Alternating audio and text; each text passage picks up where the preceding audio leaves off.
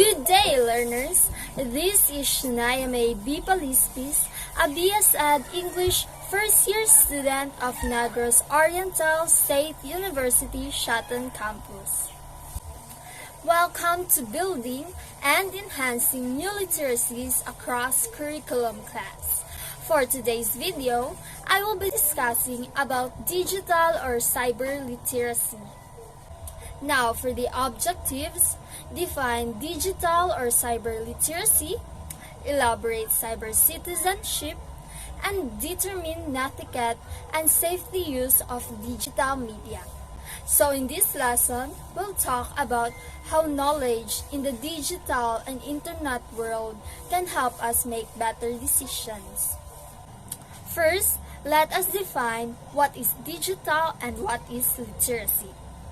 So, digital describes electronic technology that generates, stores, and processes data, while literacy is the ability to read and use written information and to write appropriately in a range of contexts. Now, let us define what is digital literacy. So, digital literacy is a person's ability to access information and communication methods via technological tools such as smartphones, tablets, laptops, and desktop PCs.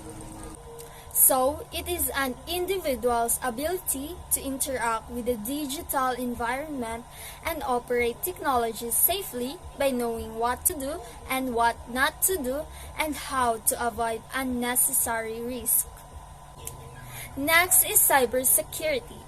Cybersecurity is the practice of protecting systems, networks, and programs from digital attacks. So as individuals, we want to be safe not only in the real world, but also in our various engagements in the world of the internet. Some of those cyber attackers are usually aimed at accessing, changing, or destroying sensitive information. Attackers are becoming more innovative and implementing effective cybersecurity measures is a must. So, here are some simple tips on how to protect ourselves from cyber threats. First is monitor behavior in social networks. So, before posting or uploading something online, consider whether it is necessary to make it public or whether it is worth the risk. Remember, not only what we share online is available to friends and family, but also to cyber criminals, so not everything needs to be shared. Second is keep devices safe.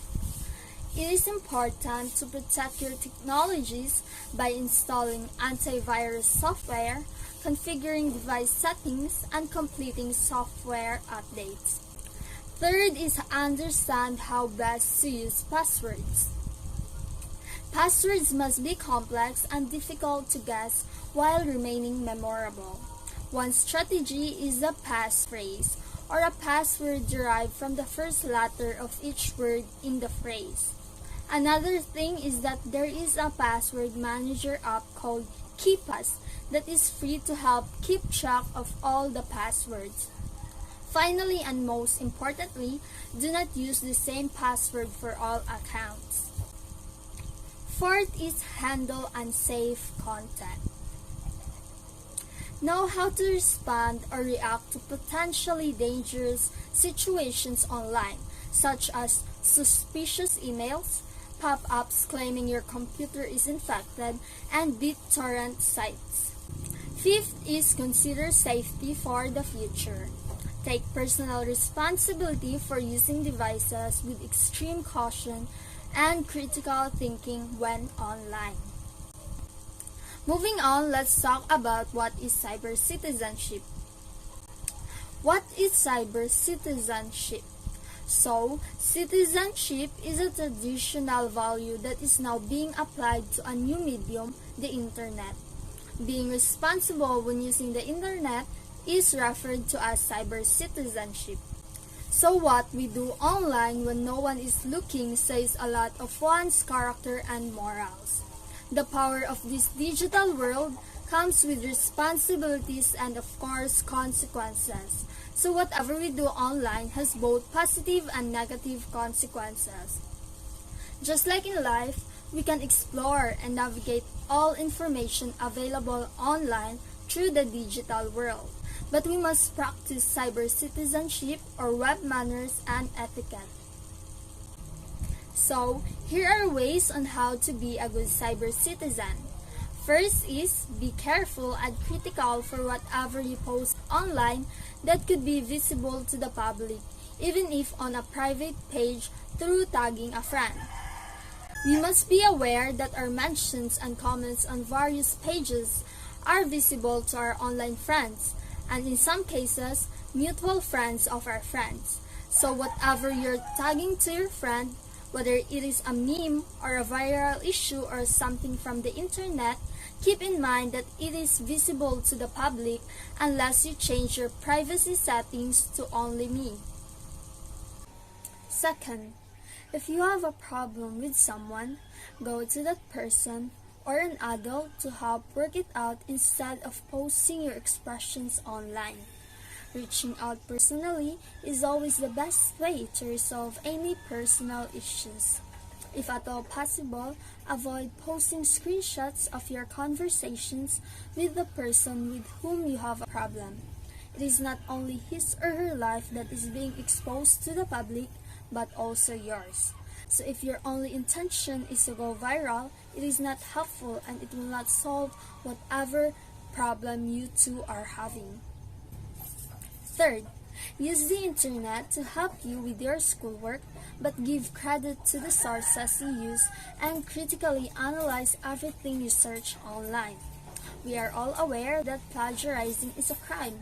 Learn how to properly credit the creators of works and articles.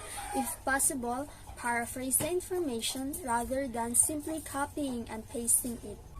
Fourth, use the internet purposefully to learn more about anything you are interested in, to help your research relevant and needed data and information, and to stay connected with friends throughout the world.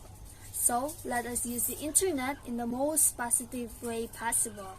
It is beneficial to all of us, so do not abuse what the internet has to offer. Fifth, make sure you verify an information before you share it or use it in a project, and check on the accuracy and truth in the information you search on the web.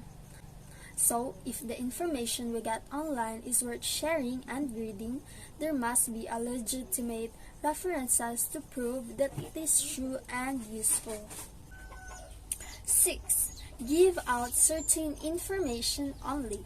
It is important that we only give out specific information, because there are unethical people on the internet who are looking to take advantage of us.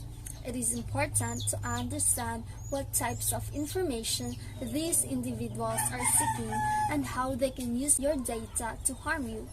More importantly, you must understand how to protect yourselves by directing your information online.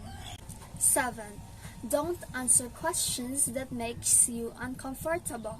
It is your right to refuse to answer those uncomfortable questions, whether the person asking is familiar to you or a stranger online, because it is your peace and privacy that you are protecting. 8. Always make sure you have told a reliable adult if you decided to meet someone you knew through the internet. So, plan ahead of time before meeting someone. Do not just make a move. So, inform your parents if you will meet someone online. Choose a location where there will be a crowd. 9. Always be aware of copyright laws and give credit to whom an article or a part of it is due. Plagiarism is once again a crime. Always give credit to those reputed and reliable online sources. Last one.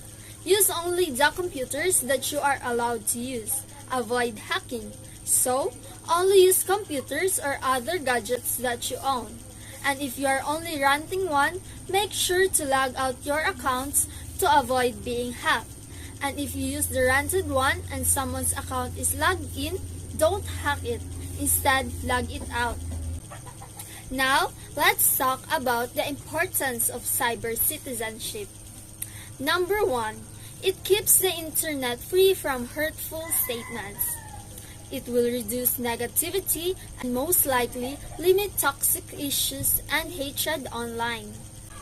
Number 2, it creates a culture of more reliable information.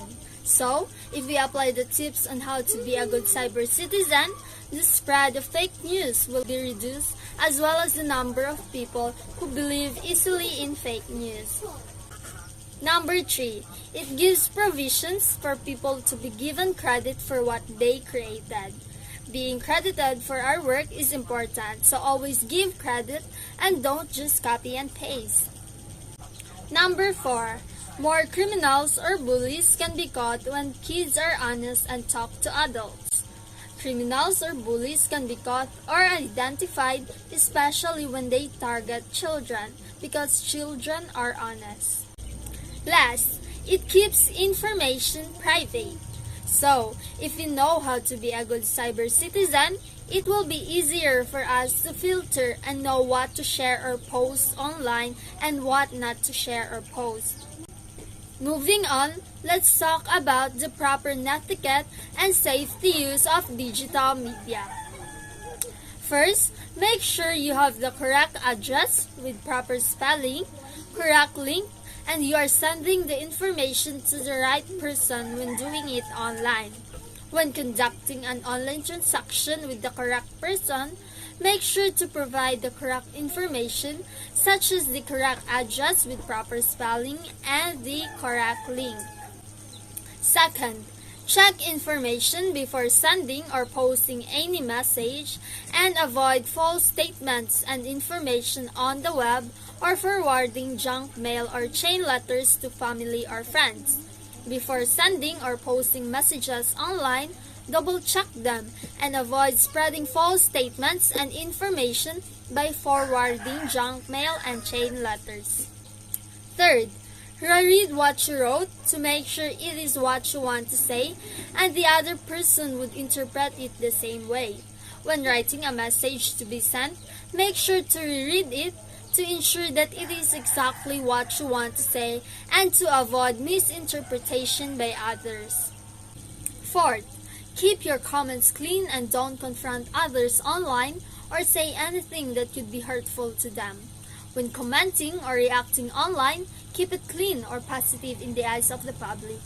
Don't confront others online by posting or messaging foul words to them. Instead, confront them in person and handle the situation cleanly. Fifth, keep your personal and friends' information private and don't forward information that was just given to you without his or her permission. Know your limits when it comes to spreading information online, such as your personal and friends' information. Keep it private and don't spread what you and your friends discuss privately. 6. Watch out for spam and other fraud emails and never reply to them. Know what is legit and what is not, and think twice before responding or opening any messages or emails. 7. If you are going to write something personal or private, think twice because messages can get misdelivered. Think twice about every online decision you make. 8. Adults should monitor kids' messages, especially when they are sending emails to others without permission. Familiarize yourself with the platforms that your children use and explain how the online and offline worlds are connected and warn them about the different threats they will face online. Moving on, let's talk about the 10 commandments of teacher cyber citizenship. So number 1, thou shalt not post any personal matter, confidential information, and obscene pictures and messages online that can be accessed by students and parents. So we, as a teacher and as a future teacher, do not post any confidential information online for us to be safe. Number 2, Thou shalt not respond or thread to any personal message created by students online other than those school-related. So, as a teacher, we should set boundaries and be professional in our field. Number 3. Thou shalt not lend or let students access your cell phone. Number 4. Thou shalt not give your email passwords to students. Always remember that their privacy as a teacher matters. Number 5. Thou shalt not use concepts and information from texts and references without the author's citation. As a teacher, be a role model. If you get some articles online, give credits and citations. Number 6. Thou shalt not post any social media account for whatever purposes. The pictures of students without their or their parents' consent. Before posting about a student's information, ask for permission first to them or to their parents. Number 7. Thou shalt not express sentiments, disappointments, and disagreements against superiors, colleagues, students, and their parents using their social media. Number 8. Thou shalt not use data from internet sources in any documents like lesson plans, researches, and requirements without the consent of the author. Number 9. Thou shalt not give any personal data or others' information to anyone unless for specific purposes and given the consent. Number 10. Thou shalt not post any student data publicly online, including academic rankings, school records, class outputs, and records of grades. Next is internet safety. Internet safety, online safety, and cyber safety means trying to be safe on the internet. It is about maximizing the user's personal safety and security risks to improve private information and property associated with using the internet, including self-protection from the computer crime. Next is internet security. Sensitive information such as personal information, identity, and passwords are often associated with personal property and privacy and may present security concerns if leaked. So, unauthorized access and usage of private information may result in consequences such as identity or property theft. So we have here common causes of information security breaches. Number 1 is phishing. It is a common type of scam wherein scammers disguise as a trustworthy source just to attempt to obtain private information such as password and credit card information through the use of websites that looks legitimate. Number 2 is internet scams. These are schemes that deceive the users in various ways in an attempt to take advantage of them. Some examples are networking sites. Number 3 is malware. It is a malicious software that disguises to collect and transmit private information. And that ends my discussion on the digital or cyber literacy. I hope you have gained knowledge in today's discussion. Behind closed doors, I'm a fool for your love.